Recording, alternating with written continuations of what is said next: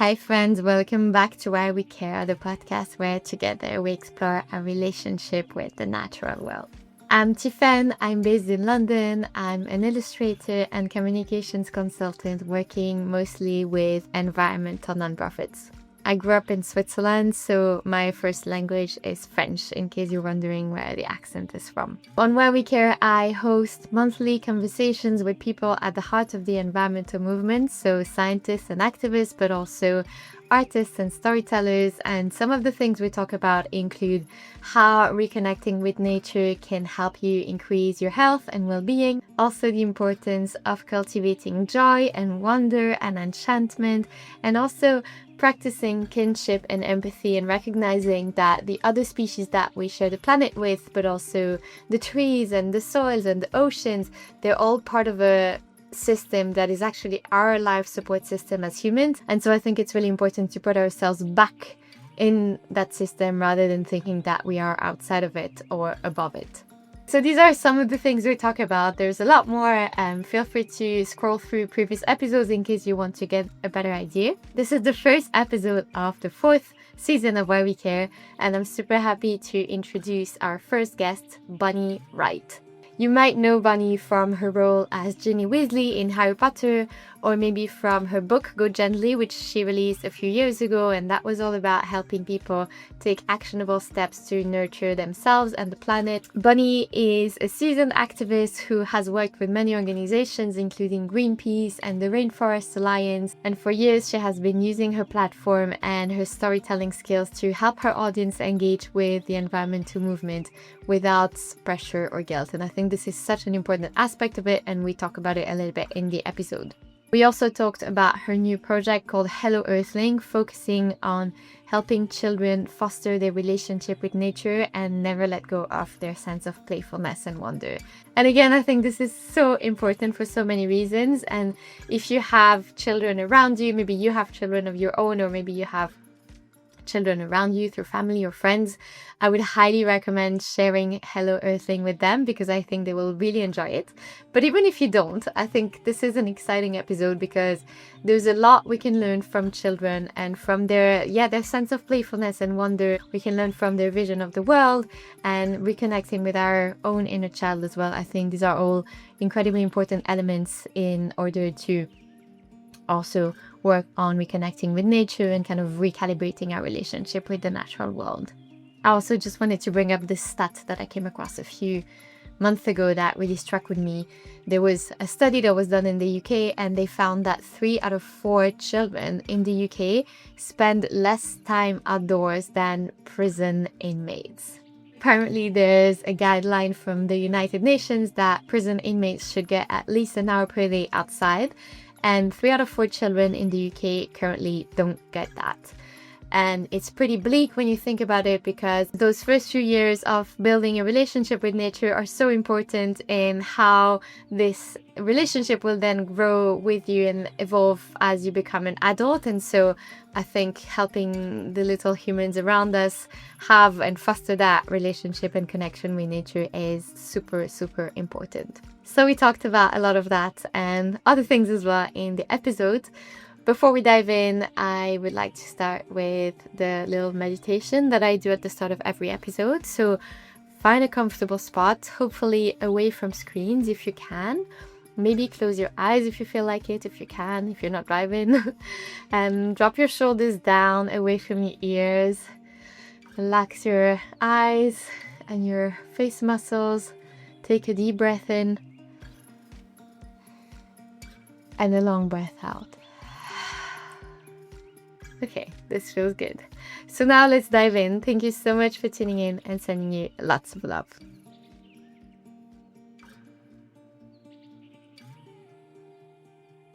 Hey Bonnie, thanks so much for joining the podcast today. I would love to start by going back to your own childhood. What kind of child were you?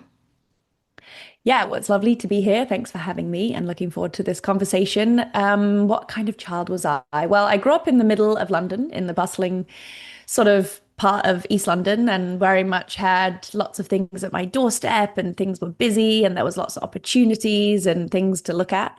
I think I was a very curious child. I always wanted to know, how things worked, what they did, the kind of whys behind them.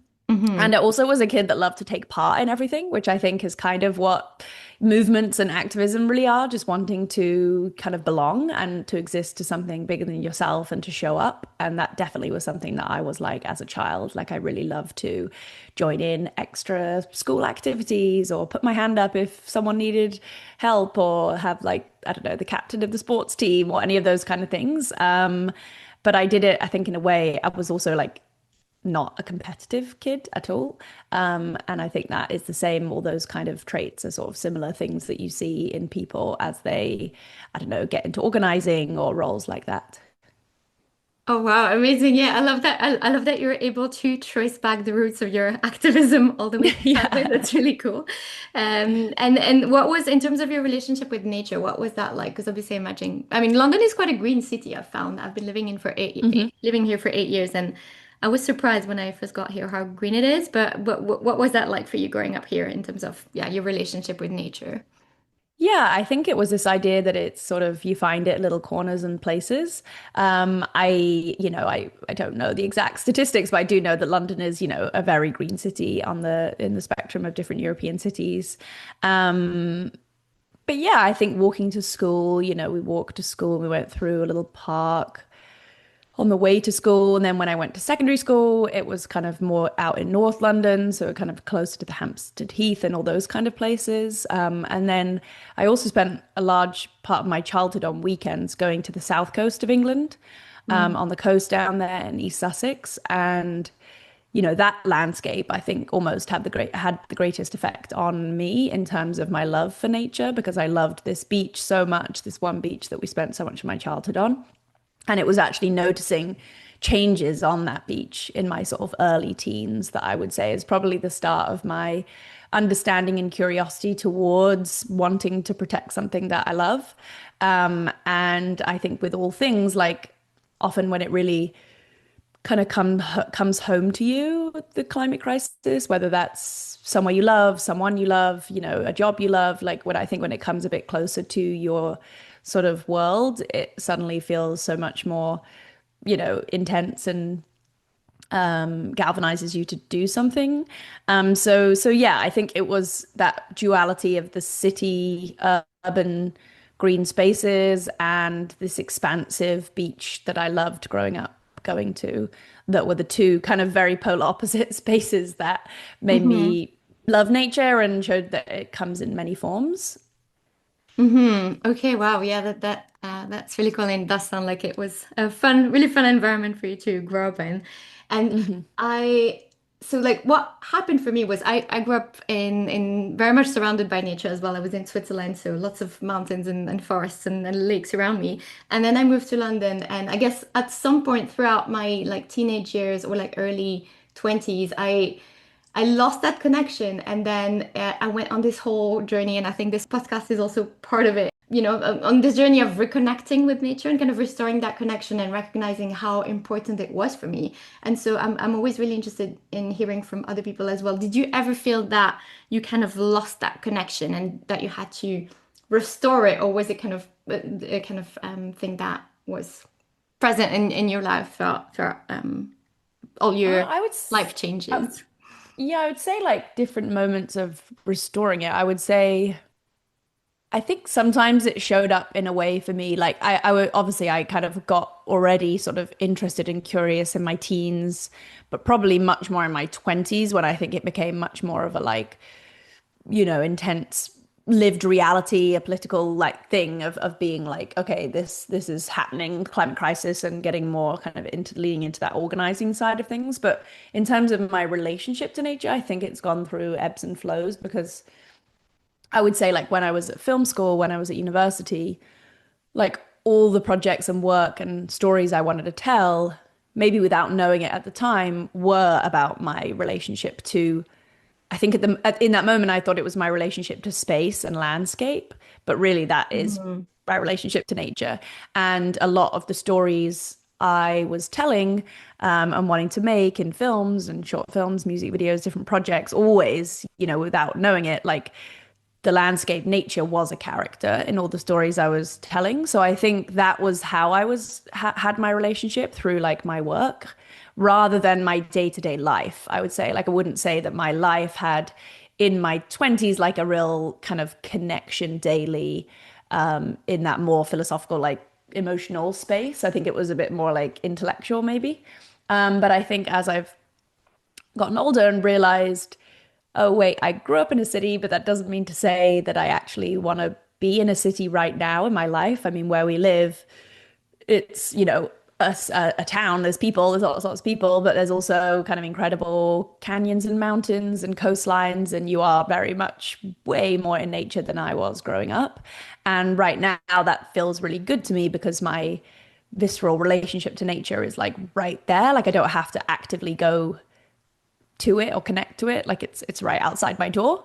But I think as I've got older, I have realized that sort of the the biggest relationship to nature we have is the relationship to ourselves, really, because I think we all live in such different environments and we all have such different accessibilities to the outdoors. And, there's a lot of, justice issues within that and privilege within that. And for me, I'm very privileged that I've been able to go to nature when I needed to, live in it, travel to it, whatever.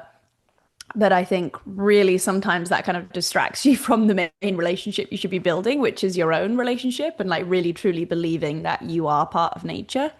And I think it's been really interesting, like witnessing that with my son, who's only Hmm. 2. Like he has no separation from like inside to outside. I mean, apart from asking to go outside and wanting to be outside, like the way he plays isn't different. Like he doesn't do things differently. Like he's not like working when he's inside and, doing hobbies when he's outside. It's just like all the same thing. So it's Mhm. kind of just interesting to watch him, like just essentially like what relationship do you start with from birth before you get conditioned by society and being busy and having a job. It's been really, I think I've like deepened my relationship, maybe I would say, in the past 2 years to just like a different type of one, watching my son. Wow. Okay. That sounds amazing. I don't have children myself, but I was going to ask you a question about this because yeah, I was wondering whether I imagine having a child must have a tremendous impact on so many areas of lo your life, but also how you see things. And so, yeah, I love to hear that. It seems to be the case.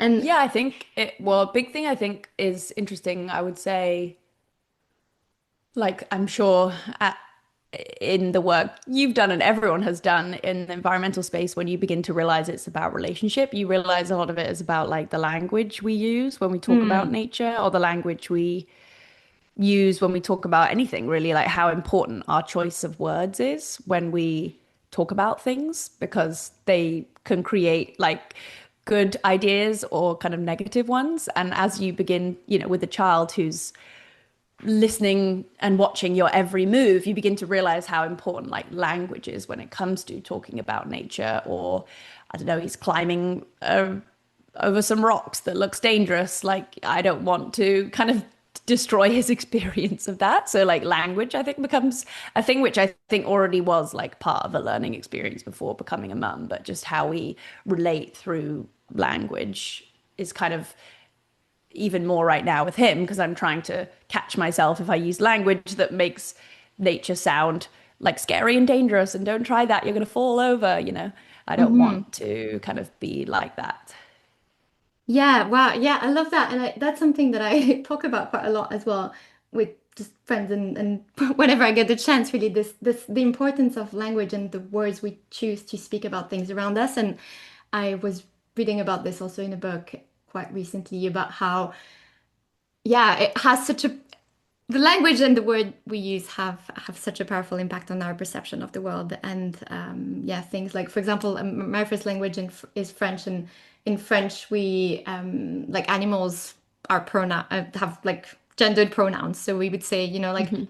very naturally for me when I see a mouse, I'm like, oh, she's so cute, rather than it. And like how the it can be a bit more treating other species like objects. And so I've been thinking about this quite a lot recently, and Would you say that's something that you were conscious of before your son was born, or is that something that you kind of realized as he, got here and you kind of started having these conversations or moments with him where you thought, oh, actually, I need to be careful about this, or were you conscious of I it think before? when I was writing my book, Go Gently, I really, really like got very deep into what is the language. Like I feel like I had that comprehension at the beginning of writing my book that I really wanted to use language like the title of the book, Go Mm. Gently, that would be inviting, would be not scary sounding, would be like an invitation, would feel accessible to people.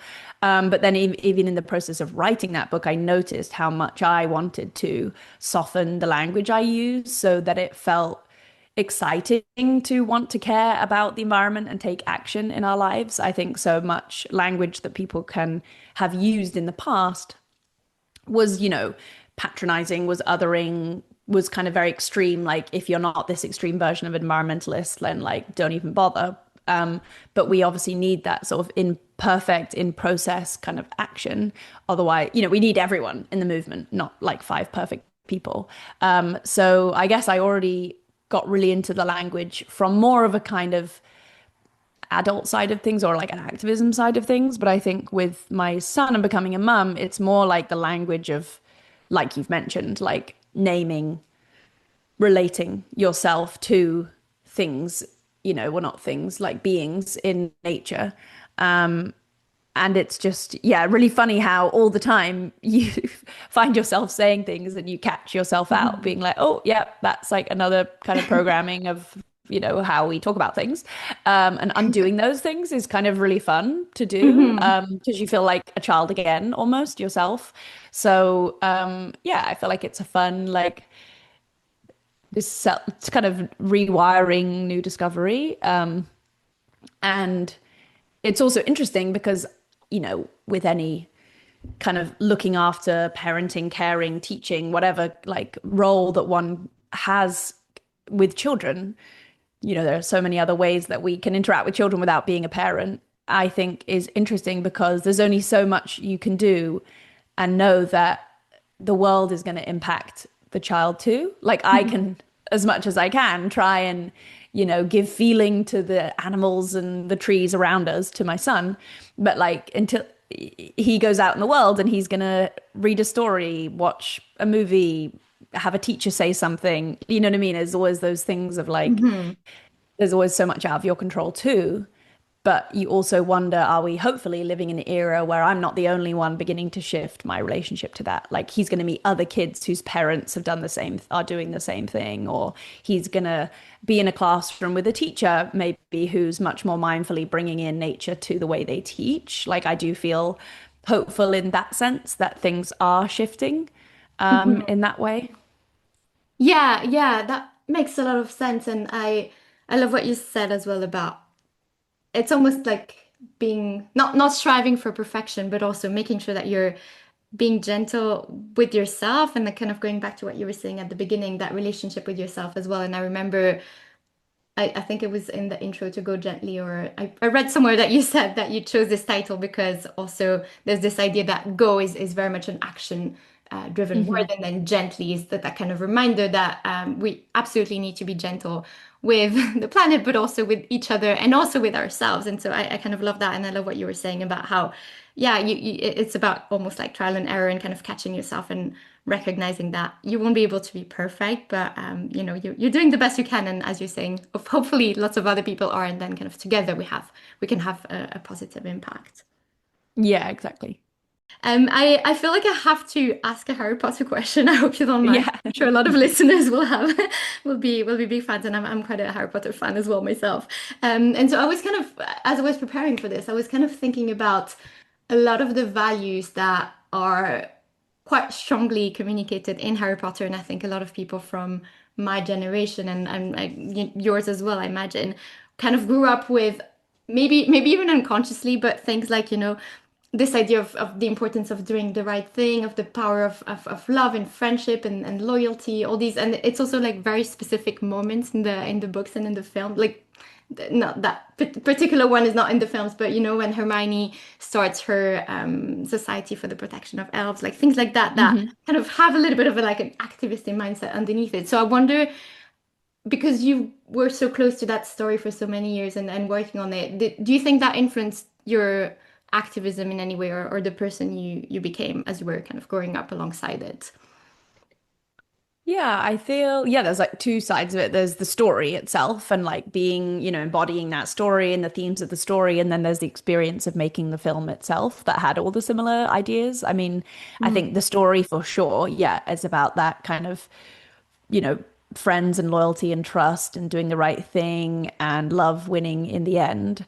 And then with the actual filming process, I think a parallel to those themes is, you know, it's very, very hard to make a film on your own. Like it's inherently deeply collaborative, Mm. creative process. And everyone who shows up every day has something unique that they are bringing to the greater kind of sort of system of it. And recognizing that everyone's different but everyone's important. And you don't and making you not feel sort of replaceable. But I think in terms of system thinking and how movements happen or change happens, we need every type of person within a movement. Like there are people who are coming to the set who are, very technical and great at lighting, and there's another one who's a great communicator, and there's someone else who's coming because they're a caregiver, all those kind of roles.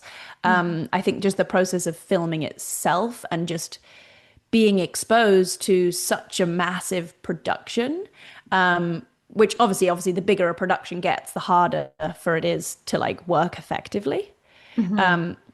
because there's just more people. So I think it was amazingly impactful, just the experience itself alongside the themes of the story. And yeah, friendship and togetherness being really important when you spend that much time, over 10 years with people, and sort of not like, to me, I was, and as were others, I was very kind of, as I said earlier, what kind of kid I was very, very curious person who loved to sort of know how things worked. So I was always asking questions and talking to different members of the crew. And I think that was fun to show that you didn't just need to stay in your lane, of what you were Mhm. doing.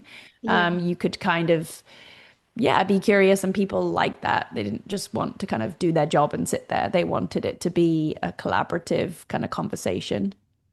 Wow, that's really cool. Yeah, I love to hear. It's so nice to hear that, because I feel like there's a lot of, you hear it quite often in the climate movement, that there's a role for everyone, and you know, like yeah, as you were saying, the importance of collaboration. But I guess having that experience firsthand as a kid and as a teenager must have been so special. Hmm.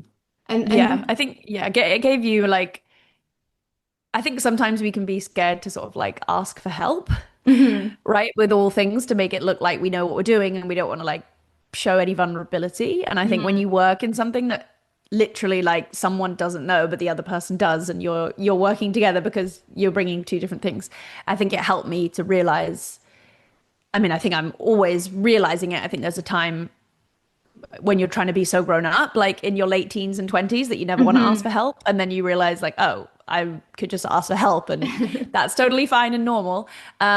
So I think those moments are good too, especially when it comes to movements and activism, maybe how it relates to the climate.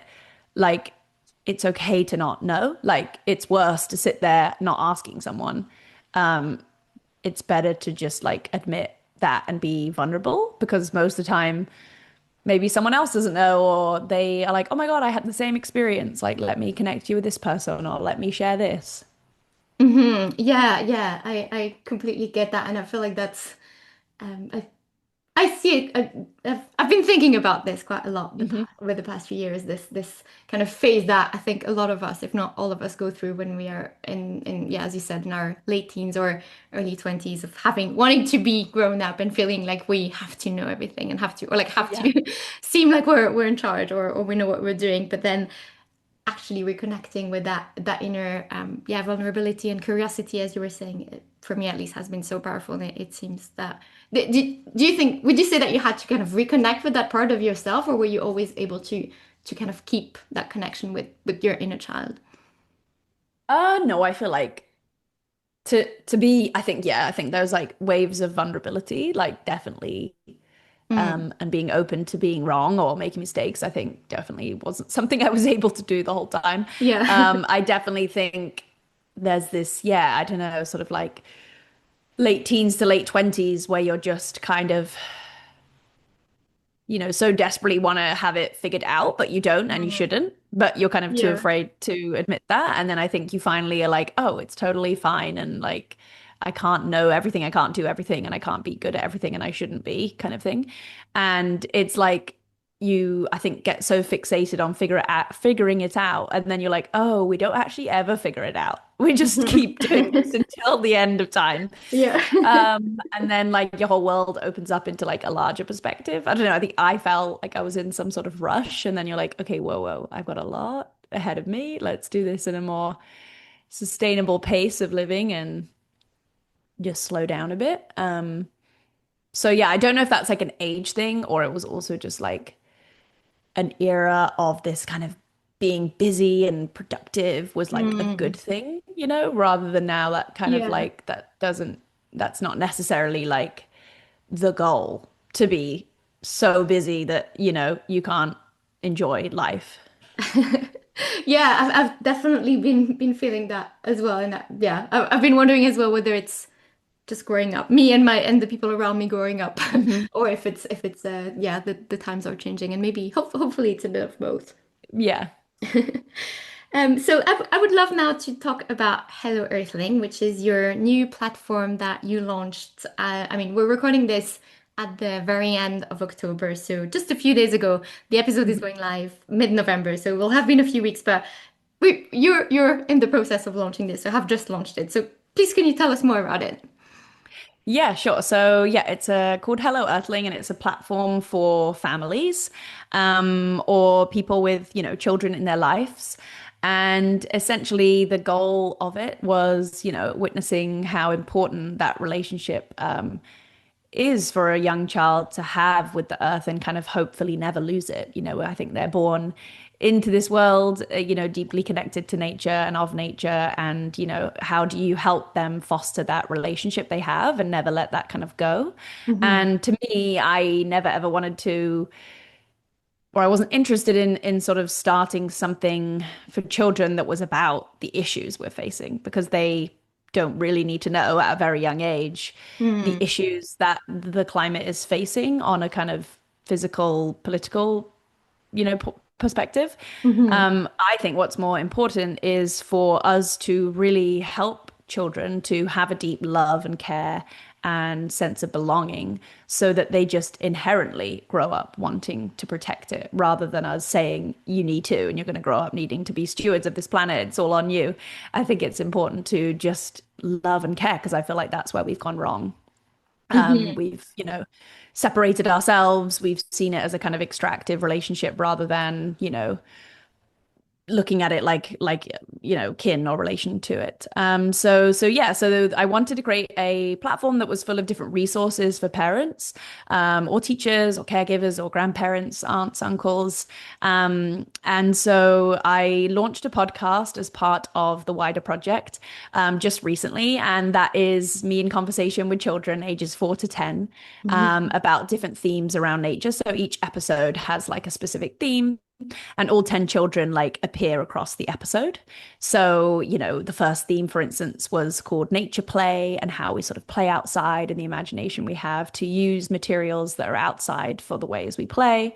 And then the second episode is all about things with wings, animals with wings, and sort of the wonder that we have towards sort of living a life in the sky that feels different to life on Earth. So it's just really about kind of capturing those moments of wonder and humor and kind of real sort of, I feel like kids often say it just so how it is, which I just love. It's very kind Hmm. of like direct and truthful, and fun. And the goal is for children to listen themselves and feel that same sense of wonder, or as I ask the children questions, I hope that the listeners will ask themselves those questions and think about those stories and ideas as a kind of, just in those moments which happen all the time where we can't literally be outside with our children all the time, how could we maybe bring a piece of that outdoor wonder into lives, inside, or moments of the day inside?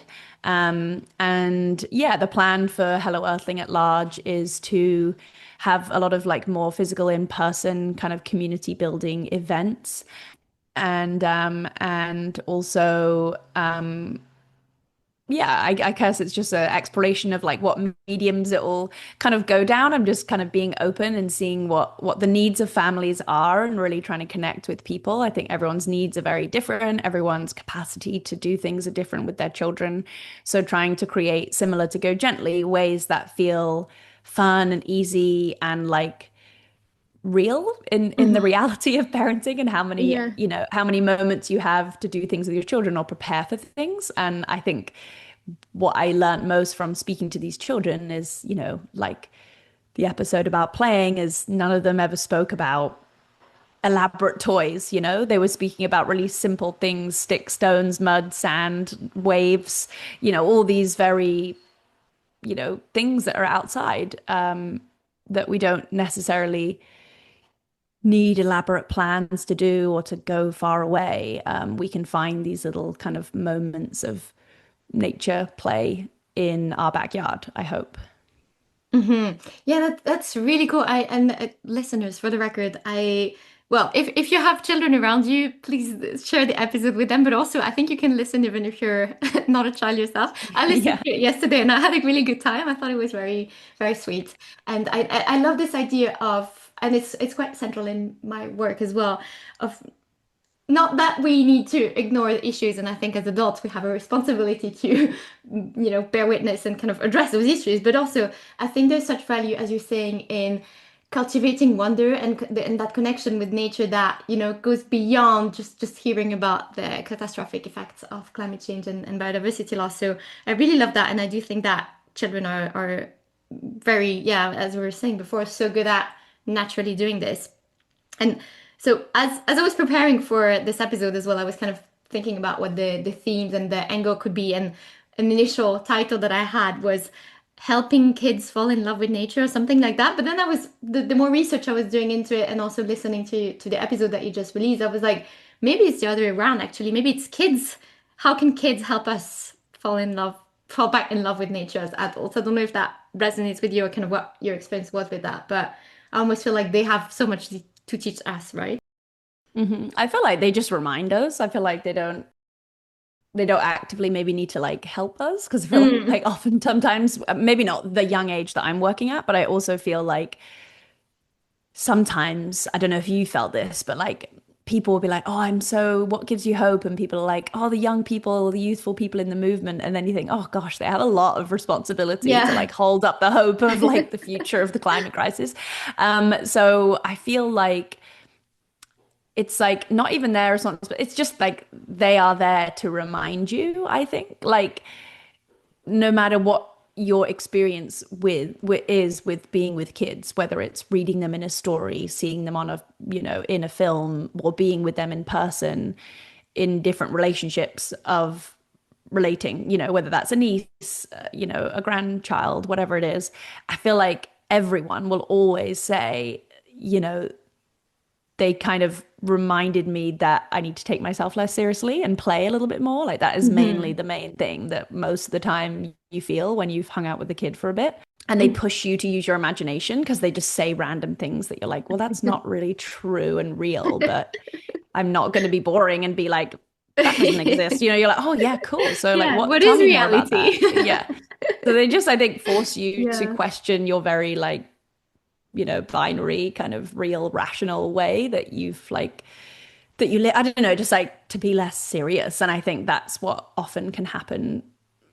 Hmm. Before I had my son and became a parent, like with Go Gently and then making the TV show of it, that I made with the drag queen Patagonia, like the biggest lesson we had making that show was like we just need to play and have fun and have conversations Hmm. with the people that we met in the documentary, because like nobody wants to watch a TV show about kind of the heaviness of it all, because like Yeah. loads of those films have been made already and they're all amazing and impactful. But Hmm. now it's like to get people on board, you need to give some sense of like a spirit of something worth fighting for. Otherwise, it's like, oh, well, the humans are terrible. We may as well just give up kind of thing. So to me, I think that's why, I do really, really believe in the power of storytelling on a both fictional and non-fictional space because stories and people is like how we understand things. Like, a statistic over telling you a story about someone is just so much more impactful. Hmm. And like same with children, they only speak in story basically or understand things in story. Really. I mean, well, let's just say it's more fun to talk to them in story. And it just reminds you that it's like, oh yeah, we still have that in ourselves. We just need to like be reminded. Yeah, wow. Yeah, there's a lot in there and and everything you just said. So thank you so much for sharing all of that. And I agree that I kind of come across this quite regularly because it's also I work in this storytelling space quite a bit as well. And so I do I've heard this, but it's always so good to be reminded that indeed like stories are the starting point and really what brings us all together and yeah, doing it through this lens of joy and having fun and being a bit playful can be hard as well, I've found, because I don't know what your experience was, but yeah, it can be hard because it's such heavy topics that we're dealing with, but also but as you're saying, we kind of have to remind ourselves of what we're fighting for and the fact that we have something worth fighting for. Yeah, and I think too, when you look towards cultures that have kept this deeper connection and relationship to nature, Hmm. when you look at those cultures, all of them really have kept alive oral storytelling as part of growing up, as part of passing on knowledge through generation. And Hmm. so I think like, oh, okay, so if they've managed to keep that relationship in the way that they operate or relate to nature or how they just live or create their communities, like they must be doing something right if they're keeping these stories alive and these senses of like relating themselves to nature. And I feel like to me, like I loved oral storytelling and listening to stories as a child, and I never lost that. I always loved that. Hmm. Um, and I think maybe some people lose that because we're taught to communicate things in, you know, pitches and graphs and spreadsheets and statements and all these kind of things rather Yeah. than just like a story. Hmm. And I think as we are beginning, thankfully to really, give more space and power to those cultures who really have kept that, indigenous kind of scientific sort of storytelling knowledge. Like, I hope that people begin to see, like, oh, it's, interesting that they kept that alive. Like, maybe we should have been doing that more.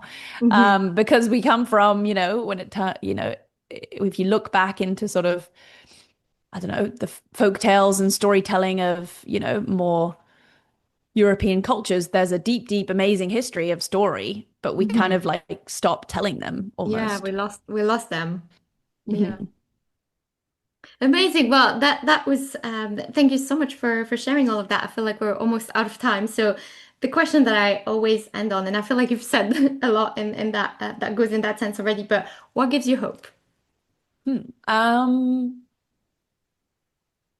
What gives me hope? I would just say that I hope that people are beginning to give people more time to like say what they think or say how they feel or listen to a different story that's outside of our own. I feel whilst there is this scary reality that people don't want to listen to someone with a different opinion to them, um, which, is kind of scary. Otherwise, we'll start kind of separating ourselves. I also see the flip side of that, where I do feel whether it is longer form things like podcasts or people wanting to read longer form writing and journalism or look to other forms of media or content. I feel like in those moments of people wanting more of that or people really wanting in-person events and going to talks or lectures or whatever, I feel like that's the reminder to me that people do have time to listen to other people's perspectives and ideas. So I feel like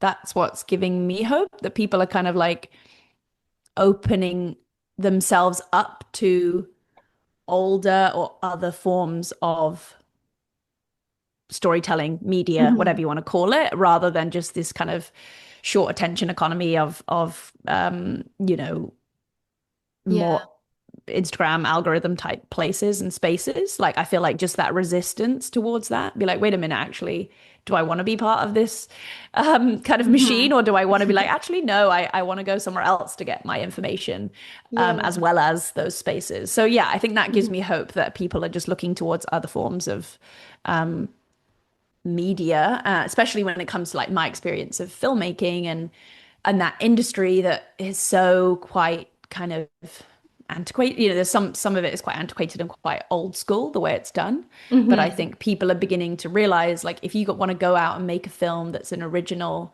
film or that's something that's really important, like you're just going to have to go out there and make it on your own and change the system rather than kind of be stuck in it and then just have to make another fairy tale story that's been told a million times. So yeah, I mean, it's still really, really hard to get things made or get people to want to fund, you know, documentaries that are important or get people to want to come over and read your material outside of Instagram. You know, it's not Yeah. easy. But I do think it's, you know, all things happen on the fringes of, you know, fashion and society that will become the more pop culture way of doing things, I hope. Yeah, and it does really feel like there's more and more people longing for deeper connections and yeah, hopefully that's a way forward. Well, thank you so much for joining the podcast, Bunny. I hope you enjoyed the conversation. I know I did, and I hope listeners will as well. I'm sure they will. I will link everything in the show notes, and yeah, thank you so much for your time. Yeah, thank you. It was lovely to chat. Thanks. Thank you so much for tuning in, listeners. I really hope you enjoyed listening to the conversation as much as we enjoyed recording it. As mentioned, all the links and everything we mentioned will be in the show notes, so make sure you check that out. Make sure you go support Hello Earthling, follow the platform on social media, listen to the podcast, share it with children around you or people who have children around them, aunts, uncles, teachers, grandparents, friends, whoever you can think of who would like hearing from this. Please share that with them. If you want to keep in touch with the podcasts, you can find me at Why We Care Podcast on Instagram. And I also have a newsletter on Substack called Whales and Wolves. And it's a little bit more about my illustration practice, but I also share some podcast updates on there. So if you want to check that out, I will include a link in the show notes as well. Thank you so much for tuning in. See you very soon with a new episode. And until then, sending you lots of love.